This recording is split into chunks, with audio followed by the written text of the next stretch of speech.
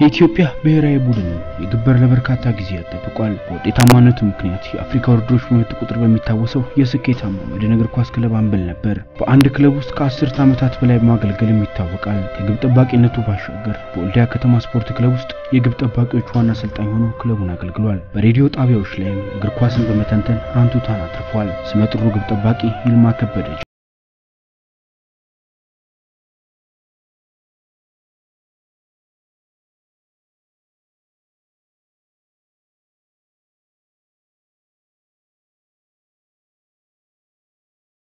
በደረሰበት ድንገተኛ ስትሮክ አደጋ ምክንያት ከእግር ኳስ ላለፉት 12 ወራት የራቀውንና በአሁኑ ሰዓት በአዲስ ኦስሎ የፊዚዮቴራፒ ሕክምና ማዕከል ውስጥ ከጉዳቱ ያገገመ የሚገኘውን አመለሸጋውን ግብ ጠባቂ ይልማ ከበደ ጃሬ ወቅታዊ ሁኔታ እናስቃኛችኋለን። አብራችሁ ቆዩ።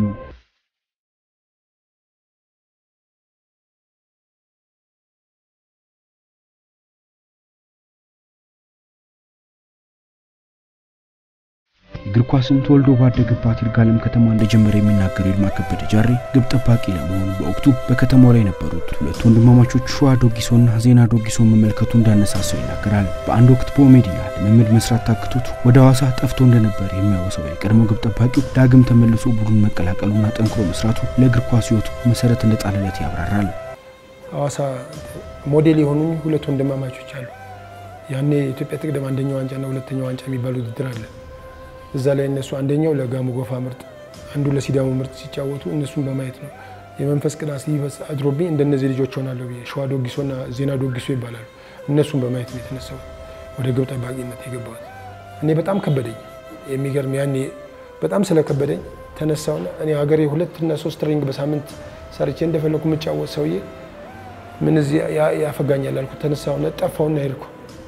እኔ ጠፍቼ በባስ ወደ ሐዋሳ እኔ በባስ ወደ ሐዋሳ ሲሄድ ያኔ ኬላዎች በየቦታው አሉ። ዝዋይ ላይ ኬላ አለ። እነሱ በወኪቶኪ ተደዋውለው ከዝዋይ ኬላ ላይ አንቀው በሬሽን ጭኖ በሚመጣ መኪና ጭነው መልሰው ወደ አዲስ አበባ መለሱ እና አዲስ አበባ ገባው። ያንን ትግል እንደምን ታገየ በማለፌ ወደ ጥሩ ደረጃ ላይ ደረሱ።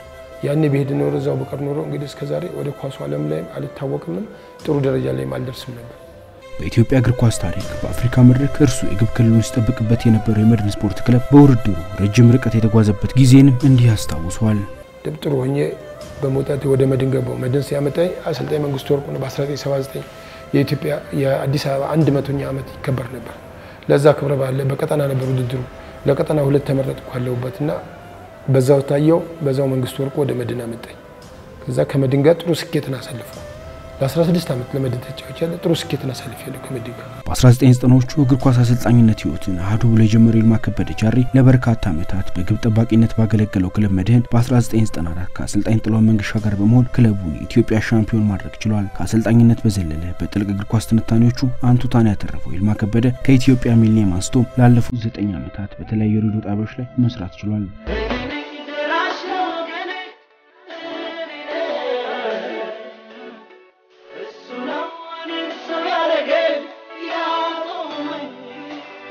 በ2009 ዓመተ ምህረት የወልዲያ ከተማ ስፖርት ክለብ ግብ ጠባቂ አሰልጣኝ ተደርጎ የተሾመው ይልማ ከበደ ጃሬ ከ6 ወራት በኋላ ድንገተኛ ስትሮክ አደጋ ገጠመው። ወቅቱንም እንዲህ ሲል ያስታውሳል። ዝግጅት አድርገን ማታ እንግዲህ ራት በልቼ እዛ ገዛኛ በራ ሪዞልት ነበር ያደረግነው። ራት በልቼ ወደ መኝታ ክፍሌ ልሄድ ስል እንዳጋጣሚ በቃ ግሬንም እጄን ኤሌክትሪክ እንደመታው ሰው ነው ግሬንም እጄንም ግንጥልጥል አድርጎ ጣለኝ። ከአደጋው ጊዜ አንስቶ አብራው የነበረችው ባለቤቱ ወይዘሮ ቤቴሌም ሙሉጌታ በጊዜው የነበረው ሁኔታ እንዴት እናገራለች። መጀመሪያ ያወቅኩት ደወልኩለት። ስደውል አያነሳም ስልኩን፣ ስደውል አያነሳም ስልኩን። ከዛ ወንድሙ ደወለልኝ። በጣም ታሟል እንደዚህ እኔ መሰለኝ ቀላል ነው የመሰለኝ። በዛሬ ታሟ ያቀም ነበር። መምጣት አይችልም ወይ ስለው መናገርም አይችልም መምጣት አይችልም። እኔ አገሩንም አላቀም በጥየቃ ነው የሄድኩት። የ1 ዓመት ልጅ ይዤ ነው የሄድኩት። ሲሄድ በቃ አዘንኩ። በቃ ሰውነቱ መስራት አይችልም፣ ፊቱ ትክክል አልነበረም። እና በቃ ደነገጥኩ። ሳይ ለውጥ የለውም። 15 ቀን ተኛ እዛ ምንም ለውጥ የለውም። እየባሰበት መጣ። በስትሮኩ ምክንያት ከፍተኛ የሆነ ጉዳት የደረሰበት ይልማ ከበደ ጃሬ ከህመሙ በኋላ ያሳለፋቸውን ዕለቶች እንዲህ ሲል ገልጿቸዋል። ሆስፒታል የተለያየ ገብቼ ምንም ልዩነት ላመጣ አልቻልኩም። ባልቻም ገባው። ባልቻ ገብቼ አኮፓንቸር ሌሎች ነገሮች እየተደረገ ትንሽ መናገሩም እንደው ለመሄድ ለመዳዳኝም ሲሞካክረኝ አሁንም ያው ለመዳን ፈውስ ለማግኘት ተጠያይቃለሁ። ሳጠያይቅ አዲስ ኦስሎ ፊዚዮቴራፒ ኤንድ ዊልነስ የሚባል ክሊኒክ እንዲህ አይነት ቦታ አለ ሄዳለኝ። ለይልማ ከበደ ጃሬ ትልቅ ድጋፍ ያደረጉ ከሚገኙ ሰዎች መካከልም የአዲስ ኦስሎ ፊዚዮቴራፒ ማዕከል ባለቤት አቶ እንደሰምት ቋንዶ ናቸው። የቀድሞ ግብ ጠባቂው ለመጀመሪያ ጊዜ ወደ ማዕከሉ ሲመጣና አሁን ያለውን ለውጥም እንዲህ ሲሉ ይገልጹታል። አደገኛ ሁኔታ ላይ ነበር የነበረው። በሰው ድጋፍ ነበር የሚመጣው የምናስገባው፣ አቅፈን ደግፈን ነበር የምናስገባው። ወደ ደረጃም ስናስወጣው የተወሰኑ ጊዜዎች እንደውም መታች ነበር የሚሰራ የነበረው። ያው ሙሉ ስታፉ ወይም ሐኪሞቹ በተደረገለት ትክክለኛውን ነገር በማግኘቱ ትክክለኛው ቦታ ላይ ስለመጣ ትክክለኛውን ሕክምና አግኝቷል።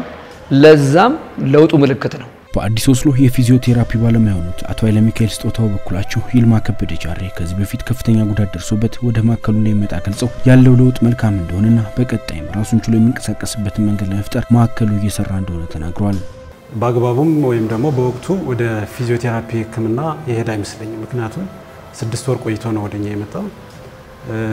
ተገቢውን ሕክምና ወይም ደግሞ ተገቢውን የፊዚዮቴራፒ ሕክምና አግኝቷል ብዬም አላምንም በወቅቱ።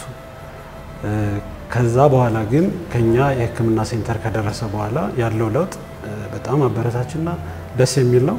የምንሰጠውን ኤክሰርሳይዝ ይሰራል። ስለዚህ ከዚህ በላይ ለውጥ ኤክስፔክት እናደርጋለን። ዱላ ጥሉም እንደሚሄድ ተስፋ እናደርጋለን። በ2009 የውድድር ዓመት በይፋ የወልዲያ ስፖርት ክለብ ግብ ጠባቂዎች አሰልጣኝ ሆኖ የተሾመው ይልማ ከበደ ጃሬ እስከ 2011 የውል ኮንትራት በክለቡ ጋር እንደነበረው ገልጾ ከየካቲት 2010 ጀምሮ ውሉና ደሞዙ እንደተቋረጠ ይናገራል። ይህን ተከትሎ ጉዳዩን ለፌዴሬሽኑ አቤት ማለቱን ገልጿል። እንዲከፍለኝ እንደውም ወደ ኢትዮጵያ ፉትቦል ፌዴሬሽን ተካሳን ቀርቧል። ኢትዮጵያ ፉትቦል ፌዴሬሽን ጉዳዩን ይዞት ነው እንጂ አንደኛ እንትን ውሌ እስከ 2011 መጨረሻ ድረስ ሰኔ 30 ድረስ ነው። ስለዚህ ውል ሳይደርስ በፊት በማቋረጥ በሚል ከስሻቸው እዛ ጉዳዩ እዛ ተይዟል ፌዴሬሽኑ ጋር። በግብ ጠባቂነት ከ10 ዓመታት በላይ ያገለገለበት መድን ስፖርት ክለብ አገገሙ ወደ ጤናው ሲመለስ በክለቡ በአሰልጣኝነት ስራ ቦታ እንደሚሰጠው ቃል እንደገባለትም ይልማ ከበደ ጃሬ ይናገራል። ኢትዮጵያ መድን ስፖርት ክለብ ከኔ ድጋፍ አልተለየም። አሁን ባለውበት ትልቅ ነገር እንዳደርግ እየደገፉኝ ነው። ጥሩ ደረጃ ላይ ደርሼ ተመልሼ ክለቡን የማገለግልበትን ከታች ወደ ላይ የማመጣበትን ሁኔታ ያመቻቹልኝ ነው። ይልማ ከበደ ጃሬ ከክለቡ ጋር ባለው ዝግም ምክንያት ገንዘብ እስኪለቀቅለት ድረስ በአዲስ ኦስሎ ፊዚዮቴራፒ ማዕከል ያለምንም ክፍያ እንዲገለገል ያደረጉትን የድርጅቱን ባለቤት ለአቶ እንደሰምት ምስጋናውን ያቀረበ ሲሆን ከህመሙ ጊዜ አንስቶም ለእርሱ ለተያሉለት እግር ኳስ አፍቃሪያን እንዲሁም በሰሜን አሜሪካ የኢትዮጵያን እግር ኳስ ተጫዋቾች ማህበርን አመስግኗል።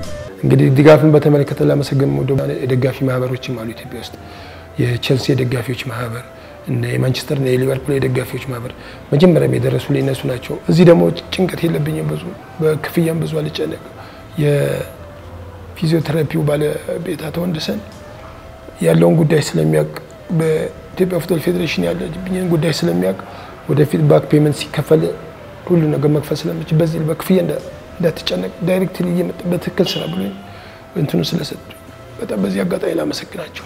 ቀድሞ የኢትዮጵያ ብሔራዊ ቡድን ተጫዋቾችና ስፖርተኞች አሁን በሰሜን አሜሪካ ኢትዮጵያ የሚገኙ ኢትዮጵያውያኖች እነሱም ከፍተኛ ድጋፍ አድርገውኝ በቀጣይም ከፍተኛ ለውጥ ያየበት የሚገኘው የፊዚዮቴራፒ አገልግሎት በአግባቡ ከውኑ ድሮ ለመነሳት ጥረት እንደሚያደርግ ይልማ ከበደ ጃሬ ገለጸ ሲሆን እርዳታ ሊያደርጉለት የሚፈልጉ ሰዎች ቢረዱት ደስተኛ እንደሆነ ገልጾ በአሰልጣኝነት ያገለገለበት ወልዲያ ስፖርት ክለብም ደሞዙ እንዲለቅለት ተማጽኖውን አቅርቧል። ሰው ቢደግፈኝ ደስተኛ ነኝ።